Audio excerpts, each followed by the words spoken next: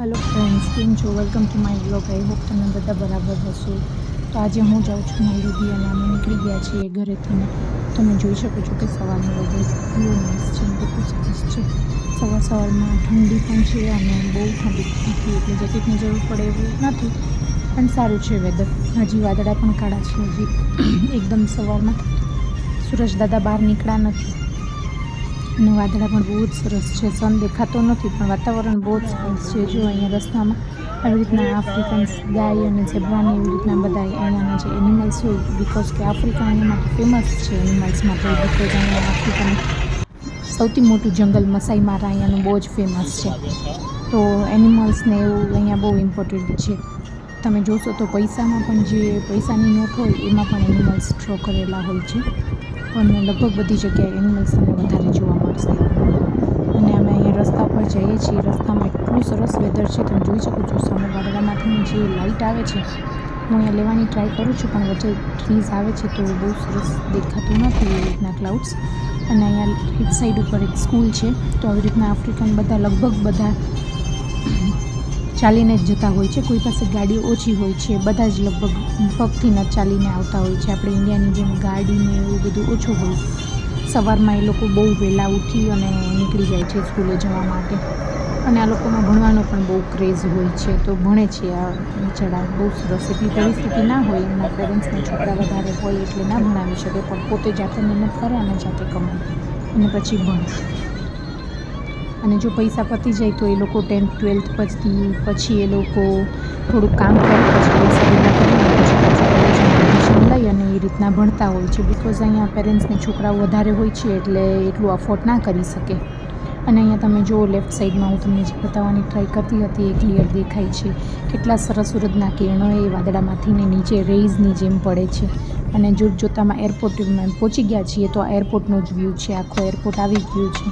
એટલું બધું મોટું એરપોર્ટ નથી, નાનું છે, હમણાં જ છેલ્લા વર્ષ 1.5 વર્ષથી જ ચાલુ થયું છે, તો થોડીક હેલ્પ થઈ જાય। અને હવે હું અહીંયા પહોંચી ગઈ છું અંદર, તો લગેજ સ્કેન કરાવવા માટે અહીંયા મૂકવાનું છે, તો ત્યાં એકચ્યુઅલીમાં વિડીયોઝ અલાઉડ નથી એટલે મેં અહીંયા વિડીયો નથી લીધો। અને હવે અહીંયા બોર્ડિંગ લેવા માટે આવી ગયા છીએ, તો એને બેગમાં ટેગ મારી અને બેગ લઈ લીધી છે, લગેજ બધું મારું લઈ લીધું છે, અને અહીંયાથી ને મારે આઈડી બતાવી અને બોર્ડિંગ લેવાનું હોય છે।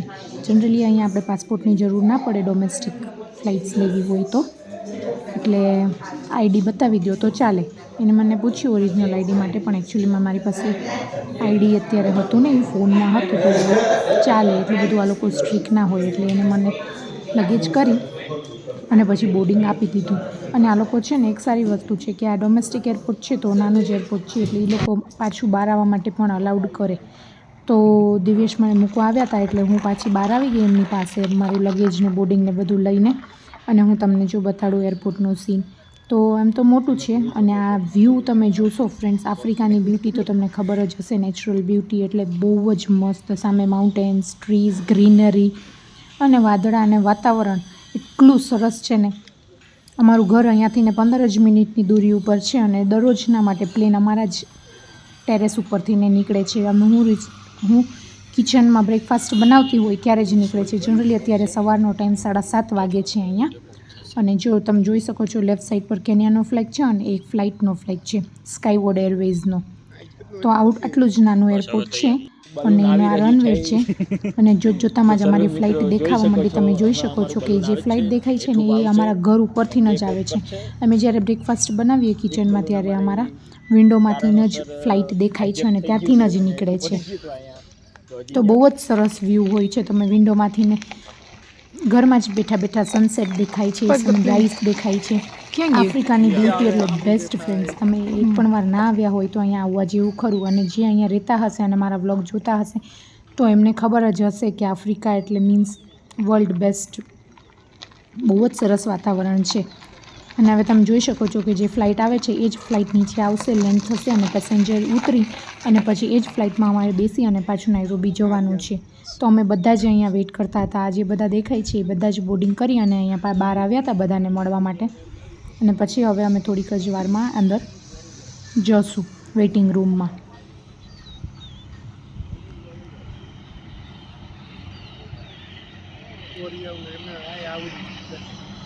તો આ નાની જ ફ્લાઇટ છે, બહુ મોટી ફ્લાઇટ નથી, બિકોઝ ડોમેસ્ટિક એટલી મોટી ના હોય, પણ હમણાં જ ચાલુ થઈ છે 1.5 વર્ષ થયા, અને 3 જ દિવસ આવે છે, મંડે, વેનસડે અને ફ્રાઈડે.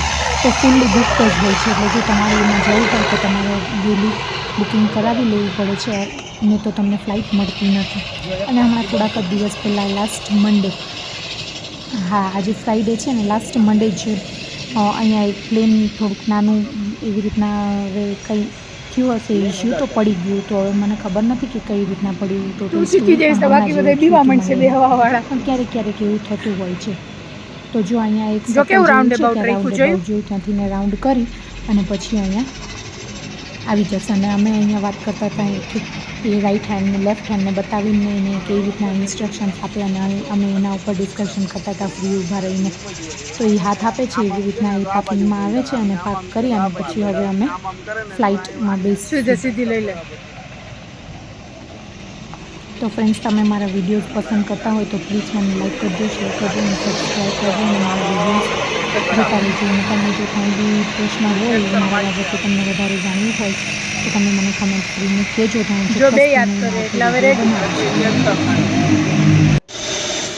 તો હવે અમને અહીંયા બોલાવે છે અને અમારે વેઇટિંગ રૂમમાં જવાનું છે. તો અહીંયા વેઇટિંગ રૂમમાં અહીંયા સ્કેન કરે છે, ત્યાં એ લોકો વિડીયોઝ અલાઉડ કરતા નથી. એટલે હવે હું પહોંચી ગઈ છું ડાયરેક્ટ વેઇટિંગ રૂમમાં, અને આ એક એનો વેઇટિંગ રૂમ છે, નાનો એવો એરિયા છે. તો અહીંયા અમારે બેસીને અને વેઇટ કરવાનું હોય છે. તો અહીંયા એક મને છે ને ફ્રેન્ડ મળી ગઈ હતી, નોટ ફ્રેન્ડ પણ એમ કેવું હોય તો કહેવાય કે મને એક લેડી મળી હતી, એ પણ બ્લોગિંગ કરે છે. તો ફર્સ્ટ ટાઈમ અમે મળ્યા હતા, એ આફ્રિકન લેડી છે, તો એ પણ જગ્યાએ ટ્રાવેલ કરે છે, તો હું તમને આગળ બતાવીશ. અને કોઇન્સિડન્ટલી બન્યું એવું કે મારી બાજુમાં જ એક્ઝેક્ટ સીટ આવી ગઈ, તો એ પણ મારી બાજુમાં જ સીટ હતી, એની વિન્ડો સીટ હતી અને મારી એની બાજુવાળી સીટ હતી. તો અમે ખૂબ સ્ટોરી કરી, ડિસ્કસ કરી, વાતો કરી, અને અમને બહુ મજા આવી. Thank you. તમને બતાડીશ, એની સાથે પણ મેં એક નાની વિડીયો લીધી છે. તો એ ગુડ હતી, kind, very kind and good hearted. તો અમે ઘણી બધી વાતો કરી અને મજા આવી.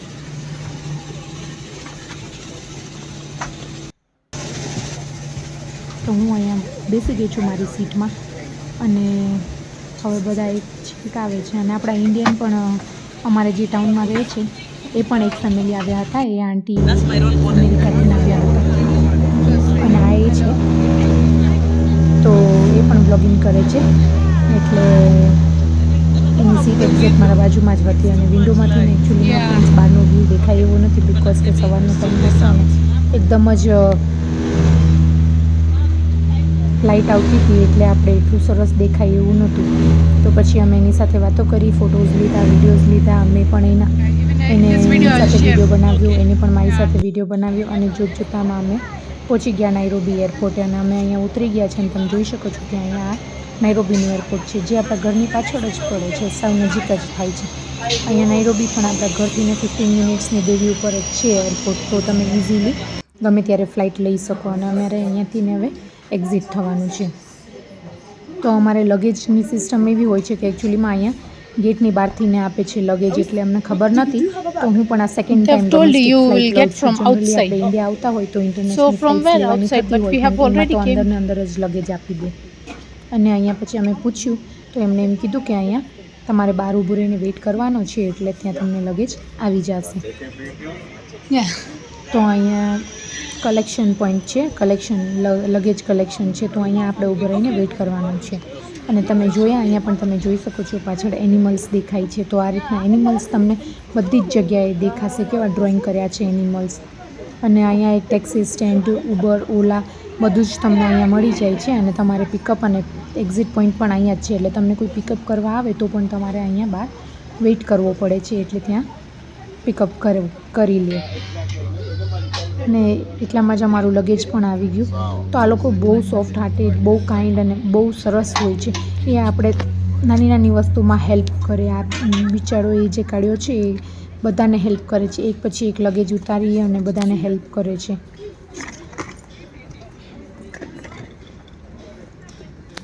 અને આ મારો લગેજ આવી ગયો છે. Thank you.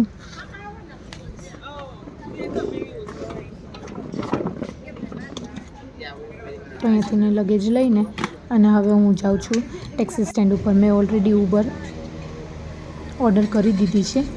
તો અહીંયા હું વેઇટ કરું છું બિકોઝ આ પોલીસવાળા હોય એ વચ્ચેથી ને એવી રીતના આવવાનું અલાઉડ ના કરે. અહીંયા એકદમ સ્ટ્રિક્ટલી રૂલ્સ ફોલો કરવા પડે તમારે. જરા પણ તમે રૂલ્સ બ્રેક કરો તો એ તરત એક્શન લે. એટલે આપણે જે રૂલ્સ હોય એને પરફેક્ટલી ફોલો કરવા પડે. અને અહીંયા આપણે જે ઇન્ડિયન મારી સાથે જ ફ્લાઇટમાં જે આવ્યા હતા એ આંટી અંકલ પણ અહીંયા મને પૂછે છે કે તમારે આવું છે, કોઈ હેલ્પ જોઈએ છે? તો મેં કીધું કે ના, મેં ઉબર બુક કરી છે. એમની પાછળવાળી ઉબર છે, હા, હું એમાં જ જવાની હતી. તો મેં અહીંયા ઉબરમાં બેસી ગઈ છું અને અમે અહીંયા આવી ગયા છીએ. તો અહીંયા પાર્કિંગના પૈસા જનરલી આપણે પે કરવાના હોય છે. અંદર આવતી વખતે રિસીટ કાપવાની હોય અને નીકળતી વખતે આપણે પૈસા ભરવાના હોય છે. તો એ આપણે જે ચાર્જીસ હોય એ બધા જ ઉબરના પૈસામાં આવી જાય. એટલે આ જે પાર્કિંગના ને બધા હોય ને એ ડ્રાઈવરને જ, ઉબરના ડ્રાઈવરને જ આપવાના હોય છે. આપણે કશું આપવાનું હોતું નથી. અને આ તમે જોઈ શકો છો એરપોર્ટના પાછળનો વ્યૂ છે. આપણે મેઇન રોડ ઉપર 2 જ મિનિટમાં ત્યાંથી નીકળીને સીધા જ મેઇન રોડ ઉપર આવી જઈએ. અને આ એરપોર્ટના પાછળનો વ્યૂ છે. તો અહીંયાથી ને આપણું 10 મિનિટનો જ ઘરનો રસ્તો છે. એટલે અહીંયા આપણે ઘરે પહોંચી ગયા છીએ. અહીંયા તમને જે બ્લુ કલરના દેખાય છે એ આપણા જ ઘર છે. તો અહીંયા એક્ઝેક્ટ પહોંચી ગયા છીએ.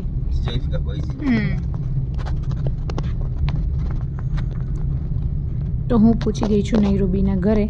તો ફ્રેન્ડ્સ, તમે મારા વિડીયોને લાઇક, શેર અને સબસ્ક્રાઈબ કરજો. તો આજ માટે આટલું જ. આપણે ફરી મળીએ નેક્સ્ટ વ્લોગમાં. ત્યાં સુધી બધાને બાય બાય. મારા જય શ્રી કૃષ્ણ.